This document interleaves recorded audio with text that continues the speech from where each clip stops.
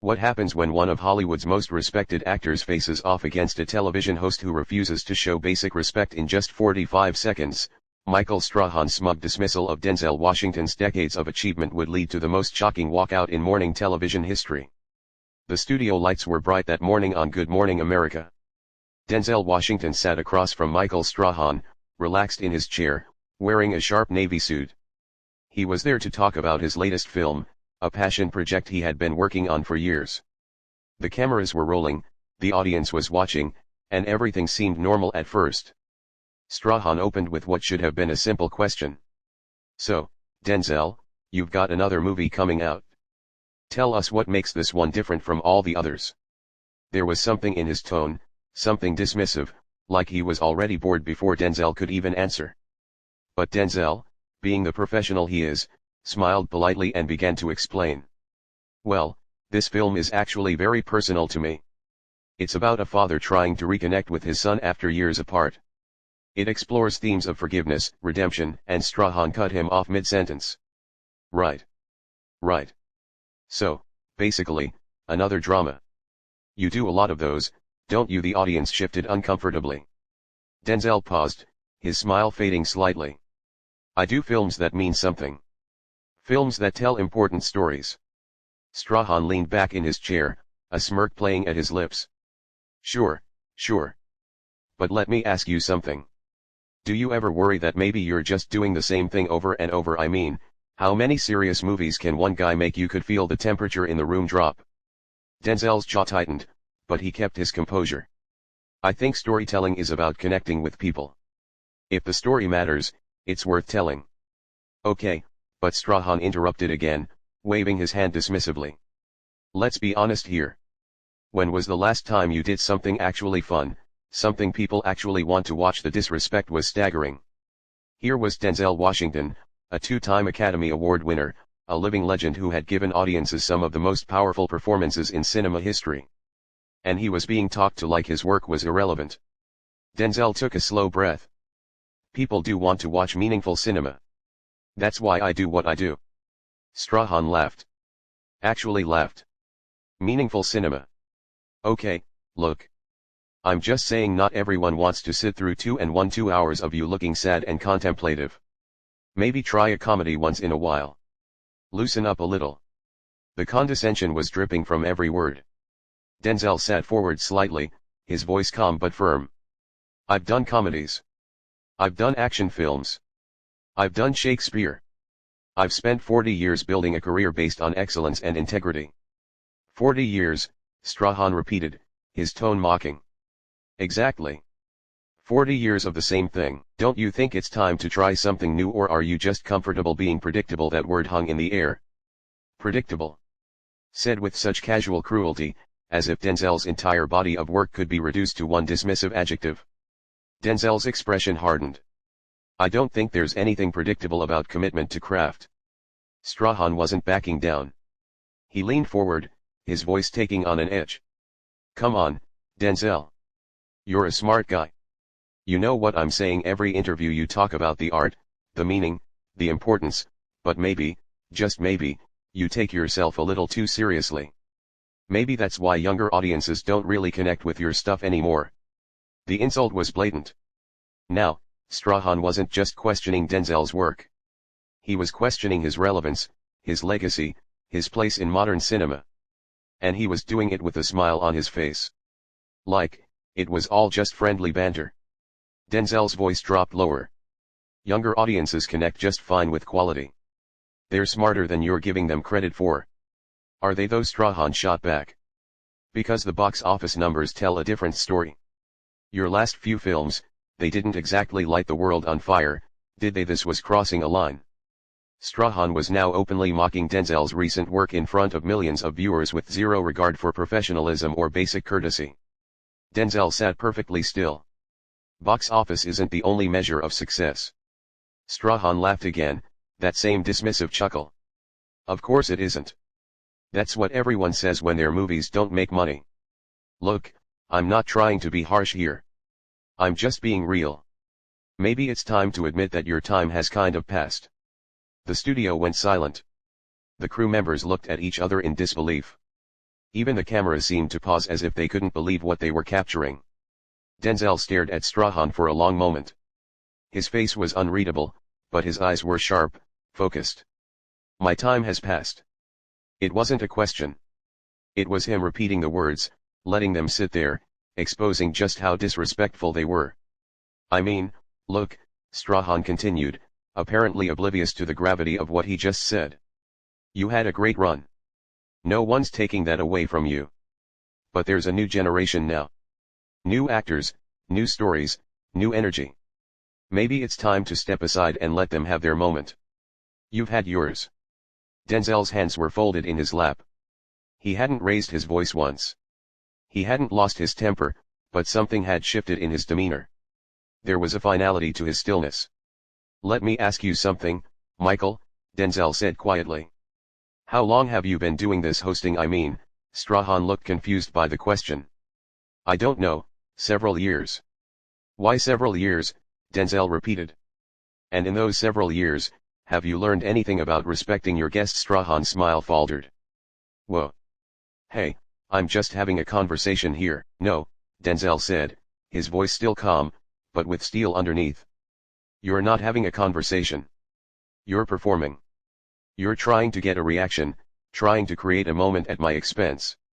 That's not a conversation. That's disrespect. Strahan tried to recover. Come on, man. Don't be so sensitive. I'm just asking questions. Asking questions, Denzel said slowly. Is that what you call it? Because from where I'm sitting, it sounds like you're trying to tear down someone who spent their entire life building something meaningful.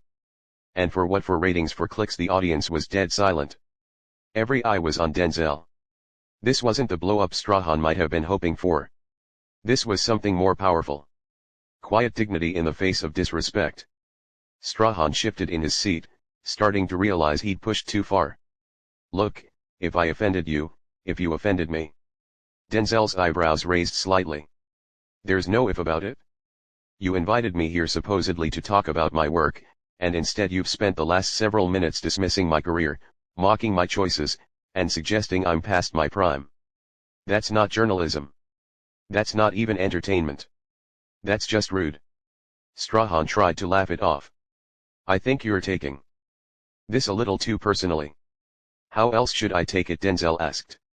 You've made it very personal. You've questioned my relevance, my talent, my connection with audiences. You've done everything except actually ask me about the film I came here to discuss. Well, we can talk about the film now if you want, Strahan offered, trying to steer things back on track. Denzel shook his head slowly. No, I don't think so, because I don't think you actually care about the film. I don't think you care about meaningful conversation at all. I think you care about creating drama and conflict because that's what you think makes good television. Strahan's face was wreathing. Now that's not fair. Fair? Denzel's voice had an edge now. You want to talk about fair? Is it fair to invite someone onto your show and then ambush them with insults? Is it fair to use your platform to belittle someone's life's work? I wasn't belittling. Yes, you were. Denzel cut him off the first time. He'd interrupted. You absolutely were. And you know what? I've been in this business long enough to recognize when someone is trying to make themselves look big by making someone else look small. That's what this is. Strahan was losing control of the interview now. Denzel, I really think you're overreacting. Overreacting? Denzel repeated. He looked directly into the camera, then back at Strahan. I'm reacting appropriately to being disrespected on national television. Nobody disrespected you. Strahan protested weakly. You did, Denzel said simply, with every question, every comment, every dismissive laugh. You made it clear that you don't value me, my work, or my time. And you know what? That's fine. You're entitled to your opinion, but I'm also entitled to decide that I don't need to sit here and take it. Strahan's eyes widened slightly. What are you saying? Denzel stood up slowly, deliberately, with complete control. He reached up and removed the microphone clip to his lapel. I'm saying that this interview is over. Wait, hold on. Strahan stood too, his professional mask slipping completely. You can't just walk out. Yes, I can, Denzel said calmly. And I am, but we're in the middle of a live broadcast, Strahan said, panic creeping into his voice. Denzel looked at him with something that might have been pity. Then I guess you'll have to figure out how to fill the time. Maybe use it to reflect on how you treat people. Strahan reached out as if to stop him. Denzel, come on. Don't do this. Denzel stepped back from the reach. I'm not doing anything. You did this. You created the situation with your questions, your attitude, your complete lack of professional courtesy. This is the consequence. The consequence. Strahan looked desperately at the cameras, at his producers, anywhere but at Denzel's steady gaze. Yes, Denzel said. Actions have consequences. You can't treat people poorly and expect them to just sit there and take it. Not everyone will play along with your game. Strahan tried one more time. Look, if I came across wrong, I apologize. Can we just start over? Denzel paused, considering him. No, because an apology given only to save face isn't an apology. It's damage control. And I'm not interested in helping you control this damage. You made it. You deal with it. But Strahan was floundering now, completely out of his depth. There's no but, Denzel said firmly. This is done. I came here in good faith to talk about my film, to have a real conversation, to connect with the audience. Instead, I got disrespect disguised as humor. I got condescension disguised as honesty. I got insults disguised as questions. And I'm not going to reward that behavior by staying. He started to walk toward the edge of the set. The cameras followed him. The crew didn't know what to do. This wasn't in the script. This wasn't supposed to happen. Strahan called after him. You're really going to walk out just like that? Denzel stopped and turned back one final time. Just like that. Because my dignity is worth more than your ratings. My self-respect is worth more than this appearance. And my time is worth more than sitting here being insulted by someone who clearly doesn't understand the first thing about respect. This is unprofessional, Strahan said, trying to regain some authority. Denzel almost smiled. What's unprofessional is how you conducted this interview. What I'm doing is setting a boundary. There's a difference. You're making me look bad, Strahan said and immediately regretted it. No, Denzel said quietly. You did that yourself. I'm just refusing to help you.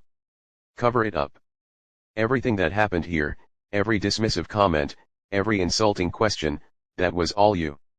Own it. With that, Denzel Washington turned and walked off the Good Morning America set. His steps were measured. His head held high. He didn't storm off in anger. He didn't slam anything or shout. He simply left with the same dignity and grace he'd maintained throughout the entire confrontation.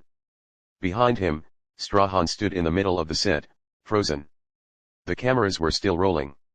The audience was still silent, and he had no idea what to say. One of the producers tried to signal for a commercial break, but the damage was done. The moment was captured. Denzel Washington, one of the greatest actors of his generation, had walked out of a live interview because he refused to be disrespected. Strahan finally found his voice. Well, that was unexpected. We're going to take a quick break, but nobody was listening anymore. The only thing anyone would remember from this interview was Denzel's quiet, powerful stand against disrespect. The way he calmly dismantled every insult. The way he refused to play the game. The way he valued himself enough to walk away. As Denzel reached the exit, one of the crew members held the door open for him. He nodded his thanks and stepped through, leaving behind a studio full of shocked faces and one host who had just learned a very public lesson about the difference between creating controversy and showing respect. The interview was supposed to be a simple promotional appearance. Instead, it became a defining moment. Not because of explosions or screaming or theatrical drama, but because one man quietly refused to accept being treated poorly. He didn't need to raise his voice. He didn't need to get angry.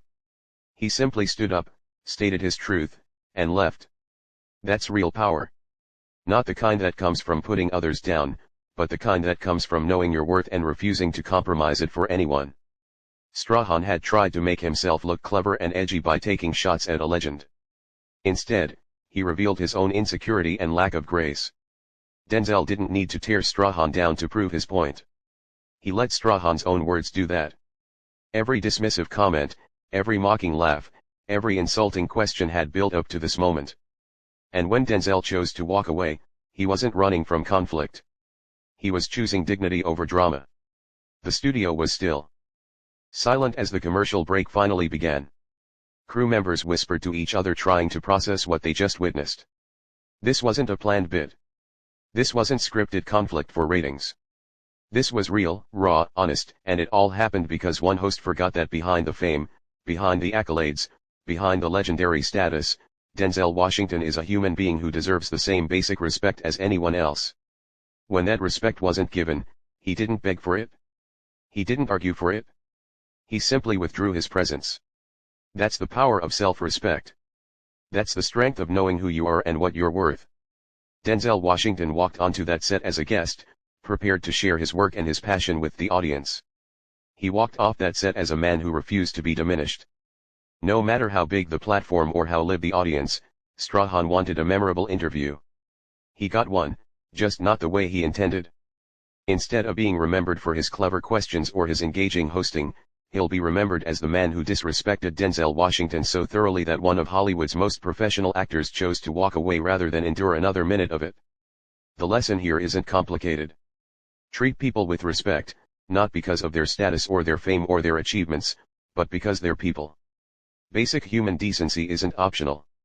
It's not something you can skip in favor of creating drama or controversy. And when you do skip it, don't be surprised. When people refuse to participate in your show, Denzel Washington didn't owe Michael Strahan his time. He didn't owe him patience with disrespect. He didn't owe him the opportunity to use his name and reputation for ratings. And when Strahan crossed the line from interview into insult, Denzel exercised his right to leave. That walk-off wasn't about ego. It wasn't about being difficult or dramatic. It was about a man who has spent 4 decades earning respect, deciding that he wouldn't sit still while someone tried to take it away. It was about valuing yourself enough to say no to mistreatment, even when cameras are rolling and millions are watching. The most powerful part, Denzel never lost his cool. He never stooped to Strahan's level. He didn't insult back or try to hurt him the way he'd been hurt. He simply stated facts, set his boundary, and followed through. That's strength. That's class. That's what real dignity looks like. As the commercial break ended and Strahan had to face the camera alone, trying to explain what just happened, the contrast couldn't have been clearer.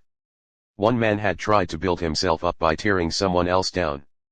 The other had built a career on excellence and integrity and refused to let anyone diminish that. Denzel Washington walked off Good Morning America that day, but he walked away with something far more valuable than any interview could have given him. He walked away with his dignity intact, his self-respect uncompromised, and a perfect example of how to handle disrespect with grace and strength. And Strahan, he was left holding a microphone, standing on an empty set, facing cameras that had captured every moment of his unprofessional behavior. No amount of smooth talking could undo what had been done. No clever editing could change what millions of viewers had seen live. The interview was over, but the impact would last much longer because in those few minutes, television audiences witnessed something rare and powerful. They saw what happens when respect meets disrespect, when dignity meets dismissiveness, when a man of true character faces someone who mistakes rudeness for cleverness. And they saw which one walks away stronger.